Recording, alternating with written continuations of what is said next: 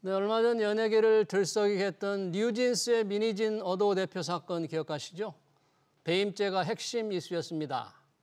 정치권에 핵폭탄을 던진 성남 대장동 사건도 배임죄가 최대 공방이죠.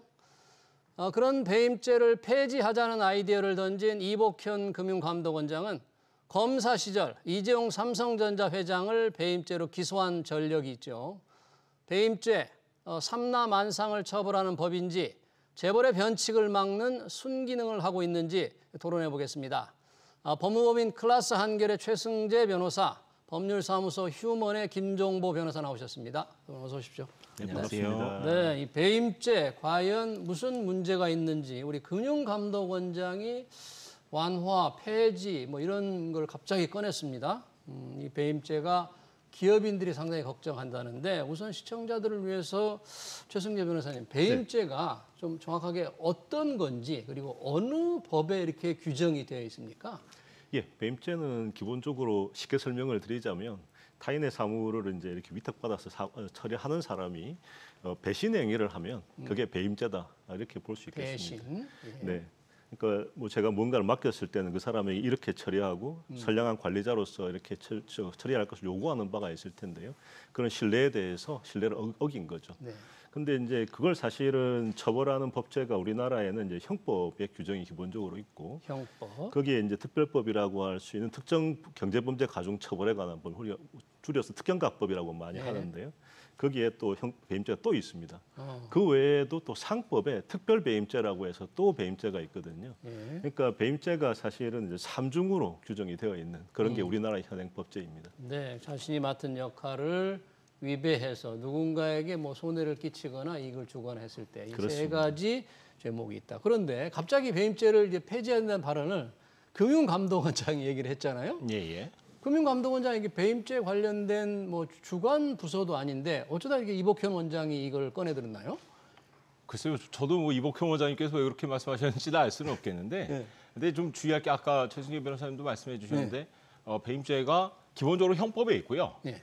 그 다음에 상법에도 있고, 상법에 있고, 특정 경제범죄 가중처벌은 말 그대로 형법에서 정한 범죄, 배임죄를 저질렀는데 이득이익이 5억이 넘는다. 그리고 50억이 넘는다. 그럼 형량을 가중처벌하는 정도입니다. 그래서 기본적으로 배임죄는 하나고요. 그 문제는 이제 상법 제622조의 특별배임죄라는 규정이 있어요. 특별배임죄. 예, 특별배임죄. 요거는 조문은 좀 없애도 되지 않겠냐. 저는 그렇게 알고 있습니다. 우선 특별배임죄는 뭡니까? 이게? 이거는 말 그대로 회사의 이사, 감사 이런 사람들이 있잖아요. 회사에서 이 임무를 맡아서 회사를 위해서 열심히 일을 해야 되는 사람들인데 이 사람들이 임무를 위배해요. 가장 많이 흔하게 드러나는 유형이 회사 차를 마음대로 쓰는 거죠. 회사 차를 회사 업무를 위해서 타고 다녀야 되는데 막 자기 가족을 위해 쓴다거나 자기 개인적으로 그냥 사적으로 유용하는 거죠. 이런 게 바로 임무를 위배하는 거 아니냐. 그래서 이런 범죄 유형이 제일 많습니다, 지금까지. 그래서 이런 범죄를 처벌하자. 그래서 상법 특별배임죄는 이렇게 회사에서 일하는 사람들이 배임을 했을 때 처벌한다. 배임죄다. 뭐 이 정도입니다. 근데 그런 그 상법에 있는 특별배임죄는 좀 문제가 있다 그런 생각을 하시는 거다. 문제가 있다기보다는 어떻게 보면은 우리나라 법제 역사에 따라서 봐야 될 것 같아요. 이게 상법 622조의 특별배임죄 규정이 상법 제정 때부터 있었어요. 우리나라 상법이 1962년에 만들어지고 63년 1월 1일부터 시행되기 시작했는데요. 아무래도 일본에 있는 상법을 많이 참고해서 반영하다 보니까 일본에 있는 조문이 그대로 수입된 것으로 보입니다. 그래서 규정된 것이고 문제는 이제 형법에 업무상 배임죄라고 있습니다. 예전에 업무상 배임죄와 특별 배임죄의 형량이 달랐는데 지금은 같아요. 둘 다 업무상 배임죄를 했을 때는 10년 이하의 징역, 그다음에 3천만 원 이하의 벌금인데요. 사실상 이게 두 개의 형량이 같고 동일한 법조를 적용하기 때문에 그리고 실제로 이제 상법 622조 특별배임죄가 적용되는 경우는 거의 없고요. 그래서 업무상 배임죄로 의율하여 처벌하면 충분할 것으로 보입니다. 그래서 이복현 원장님이 이 업무 배임죄와 형법에 있는 배임죄와 업무상 배임죄를 없애자 그 얘기는 아니고 상법에 있는 특별배임죄를 없애자 이렇게 저는 알고 있습니다. 그런데 이복현 금융감독원장이니까 이게 상법 배임죄를 얘기하다 보면 법무부가 좀 나서야 될 텐데 법무부는 조용하고 이복현 원장이 나선 게 이 상법에 이사들의 충실 의무 대상을 회사에서 주주를 포함한 쪽으로 확대하자. 지금 이런 논의가 있어요. 이게 기업 밸류업 프로그램이 있다고 합니다. 그렇게 하다 보니까 그러면 그 이사들에 대해서 소송이 좀 늘어날 거다. 그걸 기업들이 우려하니까 이 처를 시행하되 그러면 그런 걱정을 좀 덜어주기 위해서 바로 이 배임죄를 뭐 폐지하거나 뭐 완화하거나 이런 얘기가 나온 것 같아요. 이 부분에 하면 정말 소송이 좀 늘어날까요? 이사들의 이 충실 의무 대상 확대. 근데 이제 그 논의를 하기 전에 먼저 좀 정리를 해야 될 부분이 아까 우리 김 변호사님께서도 말씀하셨지만은 실제로 622조의 그 상법상의 특별배임죄가 적용되는 경우가 거의 없습니다. 그렇기 때문에 지금 말씀하신 것처럼 밸류어 프로그램을 하는 과정에서의 논의하고 이게 지금 쓰지도 않는 걸 갖다가 사실은 뭐 없앤다라고 하는 게 사실은 제가 보기 별로 상관이 없는. 왜냐하면 이게 뭐 쓰는 일이 있어야 실질적으로 상관이 있을 텐데 쓰지도 않는 걸 갖다가 없애겠다고 하면서 상관이 있다고 이야기를 하면 그게 사실은 좀 무관한 논의를 서로 갖다 붙이는 게 될 것 같고요.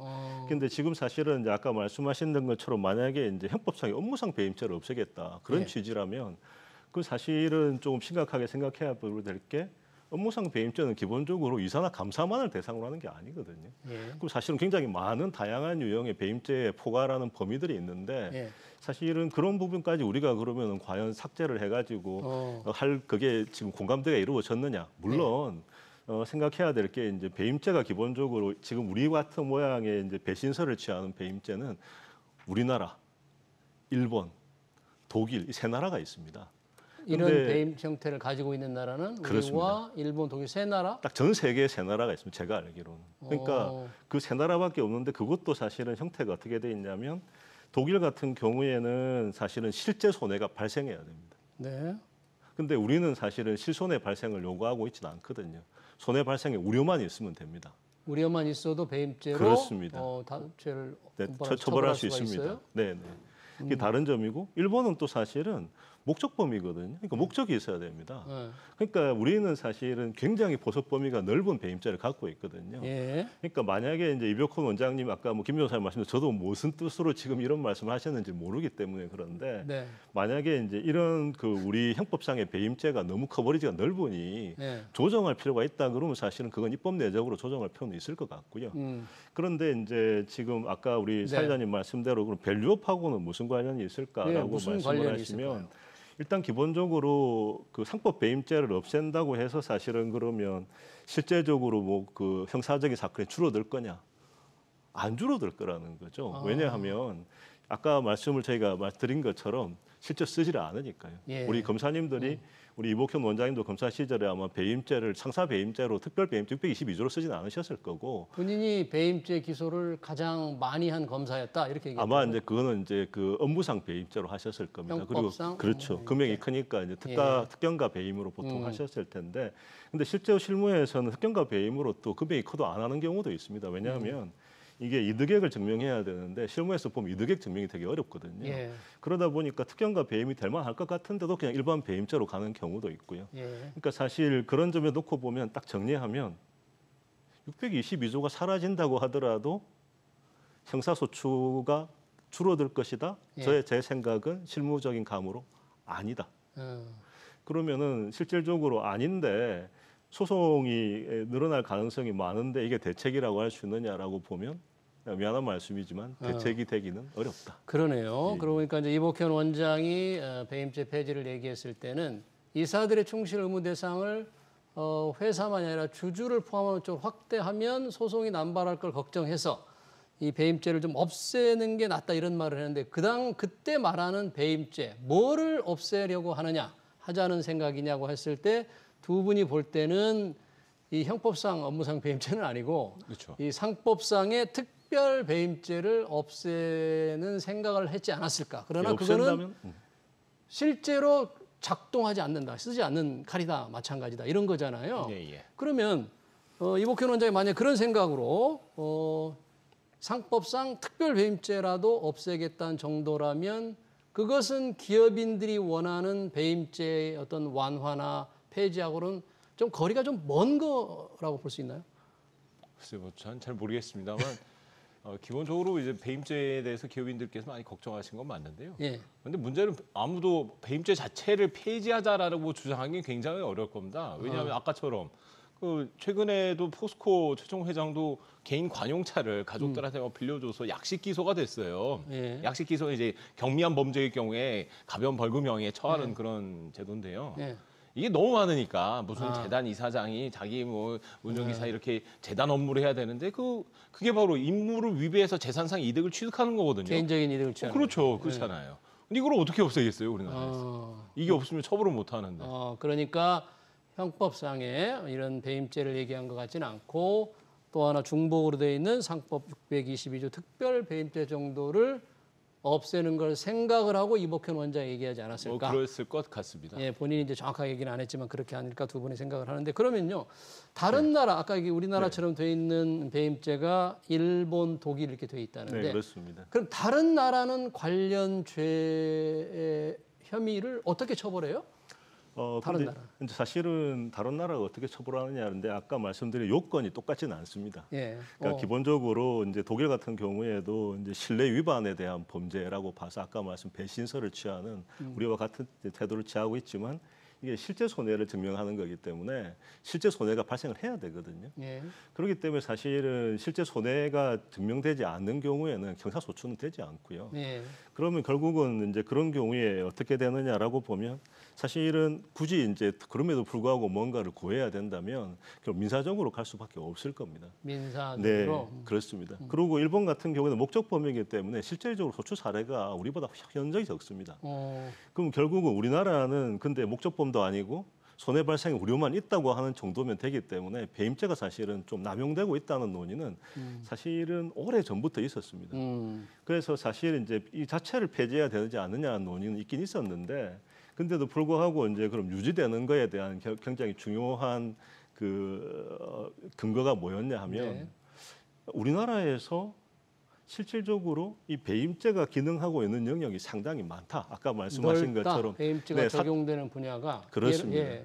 근데 사실은 이제 그걸 실제로 만약에 배임죄의 역할을 만약에 아예 이게 역할이 없다고 볼 정도가 되려면 그런 부분들에 대한 증명이 있어야 되는데 네. 그 부분에 대한 증명이 없다 보니 이걸 갖다 폐지하기는 어렵다 정도가 사실은 이제 형법학계 중에서도 약간 좀 진보적인 의견을 내시는 분들도 사실은 배임죄가 너무 커버리지가 넓다는 점은 동의하지만 이걸 없앴을 때 대안이 있느냐라고 하는 부분 때문에 사실은 유지가 됐던 거거든요. 이걸 그러면 국면에서 아까 말씀하셨던 기업에다 갖다 대면 어떤 문제가 있는 거냐면 사실 이 배임죄가 미국 같은 경우는 없지 않습니까? 미국에는 배임죄가 없어요. 없습니다. 없습니다. 그럼 대신 어떻게 하느냐 하면 미국 같은 경우에는 가장 중요한 것이 실질적으로 배임죄라고 하는 논의를 하는 대신에 주로 이제 뭐 어카운팅 프로드라고 말하는 뭐 회계 분식이라든지 공시음 위반이라든지 이런 식의 어떤 개별적인 하나하나의 목록을 가지고 있는 범죄 유형을 가지고 처벌을 하거든요. 예.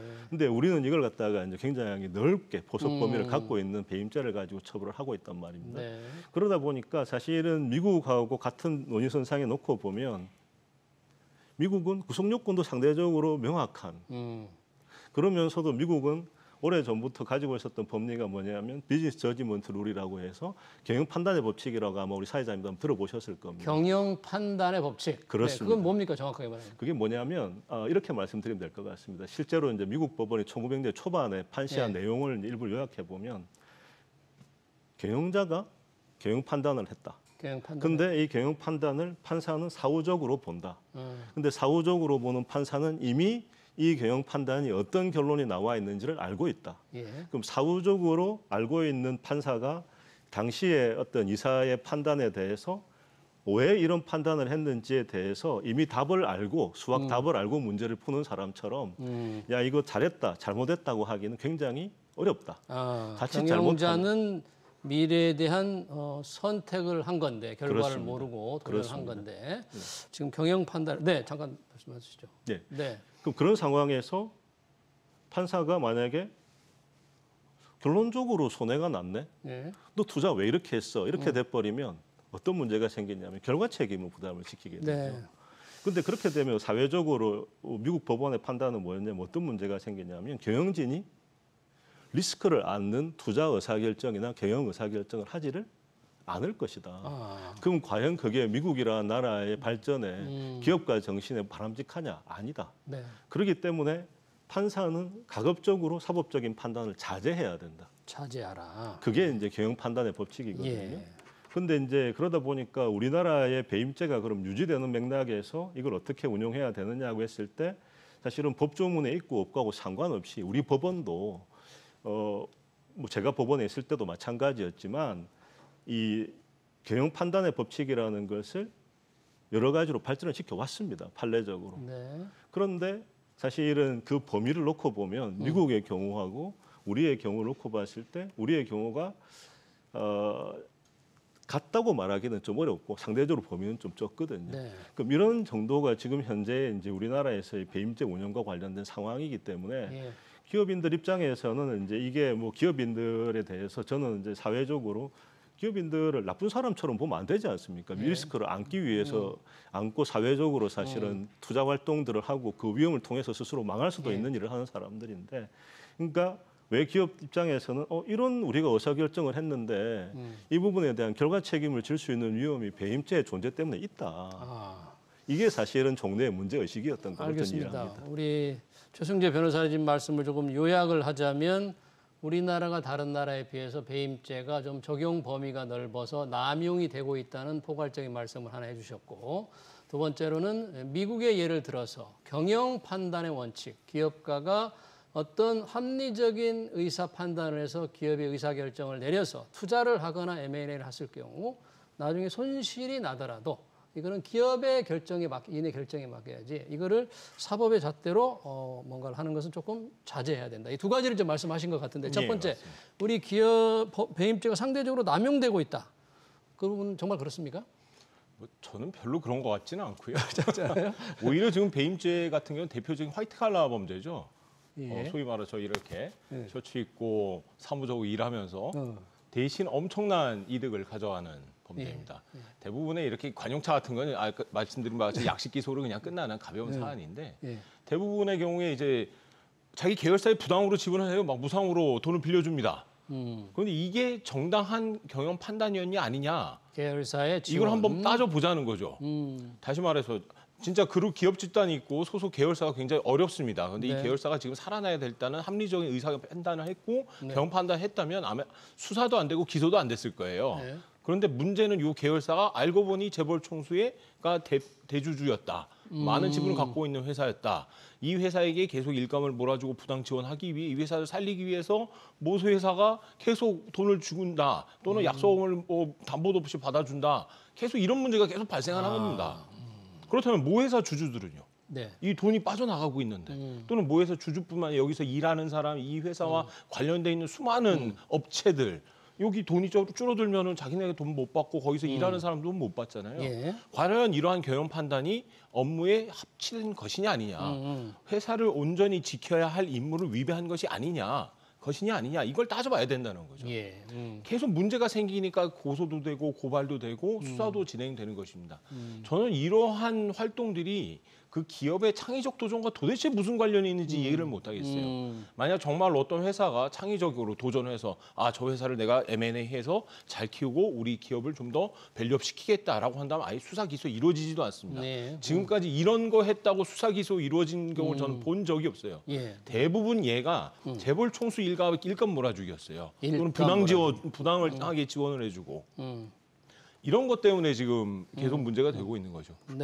이거는 이런 차원에서 봤을 때 이런 화이트 칼라 범죄를 좀 더 엄중하게 처벌하고 단속을 해야지 이런 일이 앞으로는 더 이상 발생하지 않을 것이다. 그러니까 경영 판단에 대해서 뭔가 사법적 개입이나 이 간섭을 조금 줄여야 된다. 이런 문제. 이미 줄이고 있다. 이미 안 하고 있어요. 거의 안 하고 있다. 충분히. 저는 문제가 되고 있는 그 사례가 도대체 뭔지 잘 모르겠습니다. 최 변호사님, 혹시 좀 문제가 되고 있는 사례라든지 이 경영 판단의 원칙을 이 법원에서 명시적으로 우리가 규정을 하지 않거나 법의 명문화가 안 돼 있음으로 생기는 문제들 혹시 네, 뭐 사실 뭐 여러 가지 사례들이 있을 수 있을 것 같은데요. 대표적으로 지금 이제 우리 변호사님께서 말씀하셨던 걸 가지고 이어서 말씀을 드리면 아마 들었거나 보시는 분이 더 이해가 편할 것 같습니다. SPP 조선 사건이라는 게 있습니다. 그게 뭐냐? SPP 조선 사건이라는. SPP 조선. 그게 사실은 뭐 전형적으로 그룹에 있어서 어려운 회사가 생겼는데 어려운 그룹 회사에 대해서 뭔가 지원을 할 거냐라고 하는 문제입니다.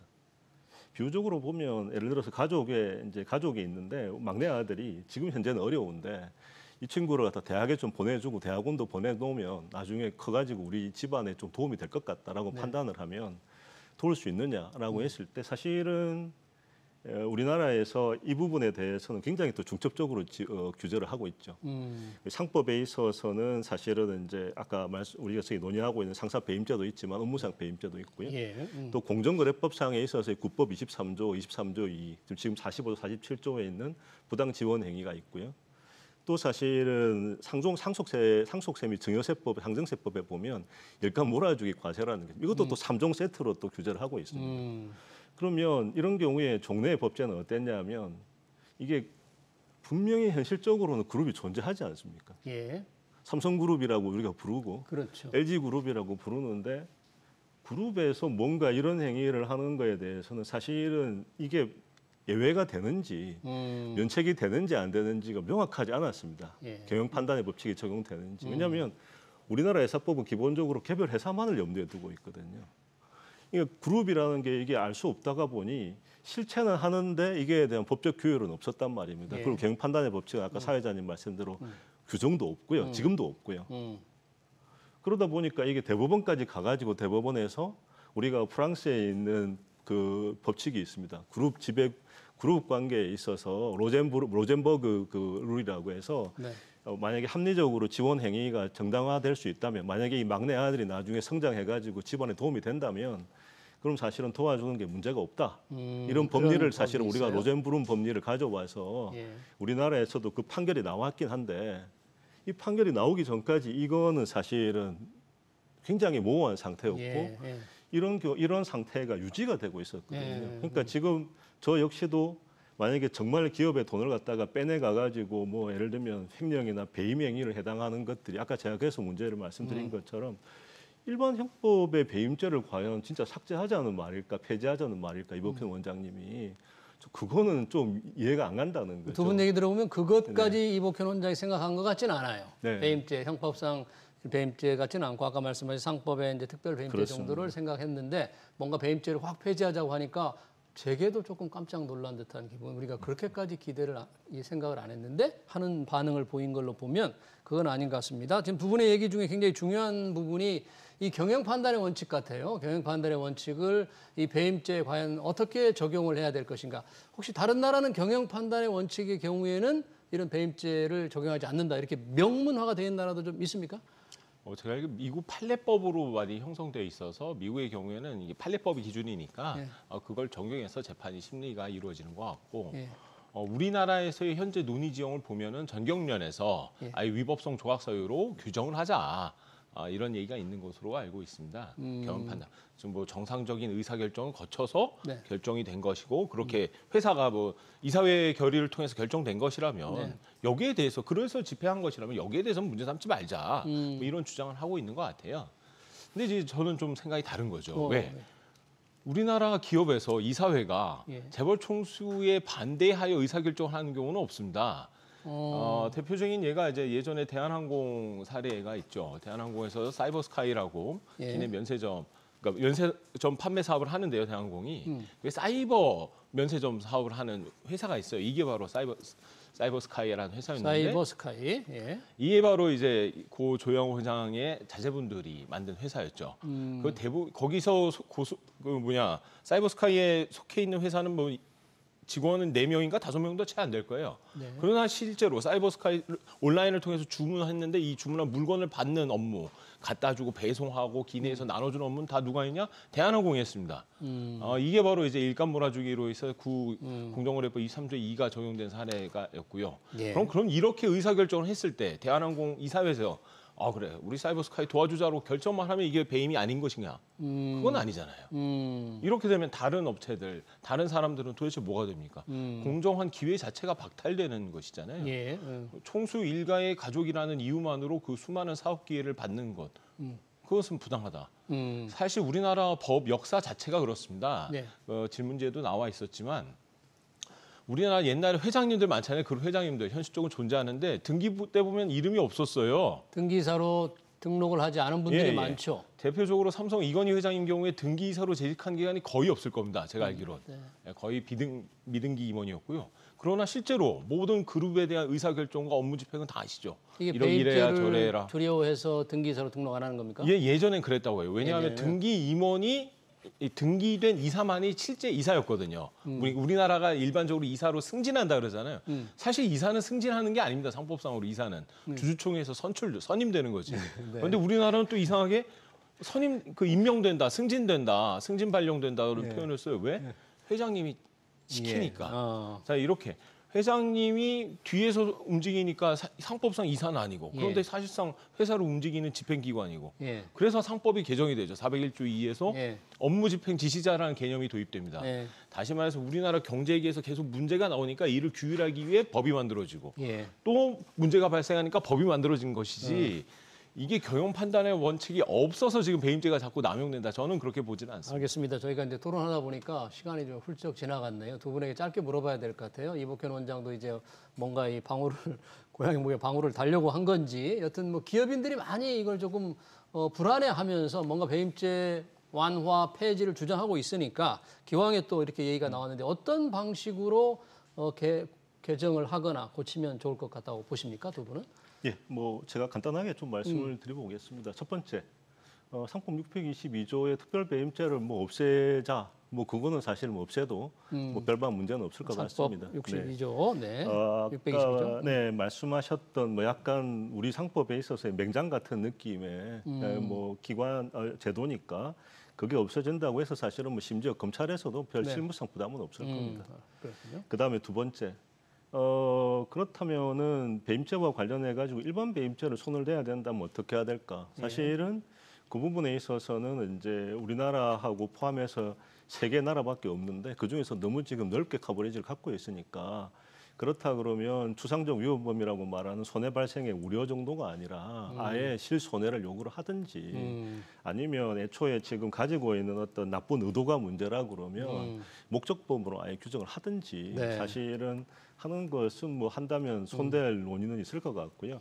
아예 그 자체를 없애자는 건 아까 말씀드렸던 것처럼 지금 저희가 갖고 있던 여러 지금 쌓여 있는 실무례들이 있기 때문에 그건 좀 곤란하지 않을까 싶고요. 마지막으로 경영 판단의 법칙에 대해서 이거를 뭐 사실은 법제화 해가지고 명문화 한다 안 한다는 사실은 제가 생각하기에는 뭐 해도 상관은 없지만 안 한다고 해서 사실은 지금까지 발전시켜왔던 판례 법리를 적용하면 여전히 정상적이고 또 합리적으로 사실은 의사결정을 해온 경우에는 문제는 없을 것 같습니다. 다만 그럼에도 불구하고 사실은 이제 예를 들면 독일 같은 경우에 독일의 주식회사법이 아마 제가 기억하기로는 명시적으로 아예 조문을 갖고 있는데 실제 그 조문도 굉장히 추상적입니다. 그러니까 아까 말씀드렸던 것처럼 어떤 법원이 아까 말씀드렸던 바와 같이 사법 자제의 원칙으로 사법부가 답을 아는데 왜 수학 선생님들 보면 저희 수학 문제 풀면 답을 알고 풀면 되게 쉬운데 답을 모르는 상태에서 풀면 왜 이걸 틀렸지 이렇게 생각할 수 있잖아요. 그런 건 자제할 필요가 있다는 정도의 느낌입니다. 알겠습니다. 우리 김정보 변호사님도 짧게 좀 부탁합니다. 개선 방안이 혹시 필요하다면. 이복현 원장 얘기가 나온 것은 상법의 이사의 충실 의무 확대 때문에 나온 것 같고요. 현재 보면은 이런 말씀들 많이 하세요. 회사의 이익을 위해서 일해야지. 회사 이사란 사람들은 회사 이익을 위해서 일해야지 주주의 이익을 위해서 일하는 건 중요하지 않다. 왜? 회사가 잘 되면 주주가 잘 되는 거 아니냐. 뭐 이런 논리였어요. 근데 문제는 우리나라에서 대부분은 회사가 잘 되면 주주 잘 되죠. 회사의 이익과 주주의 이익이 대립될 때가 발생한다는 겁니다. 현실적으로. 이럴 때 이사는 어떻게 해야 되느냐라고 했을 때 여기서 말한 회사는 대주주 일가예요, 사실은. 대주주가 결정하는 그건 회사 이익 말고 전체적인 주주의 이익을 좀 더 심각하게 고려해라라는 취지에서 지금 상법 개정 논의가 나오고 있는 것이고 이런 논의에 반대하고 정경련은 굉장히 반대하고 있는데 이걸 좀 달래주기 위해서 이런 얘기가 나오지 않았을까 이런 생각이 드는데요. 어쨌든 이러한 취지의 상법 개정은 저는 반드시 필요하다고 봅니다. 현재 주주의 이익 같은 소수 주주의 이익이 너무 고려되지 않고 이사는 사실상 거수기 역할로 불과하기 때문에 이런 논의들이 좀 계속 발전되면 좋겠습니다. 네, 잘 알겠습니다. 이복현 원장이 던진 배임죄 폐지 아이디어 구상 과연 어떤 결말이 될지 좀 지켜보도록 하겠습니다. 지금까지 법무부인 클라스 한길의 최승재 변호사, 법률사무소 휴먼의 김종보 변호사였습니다. 두 분 고맙습니다. 예, 감사합니다.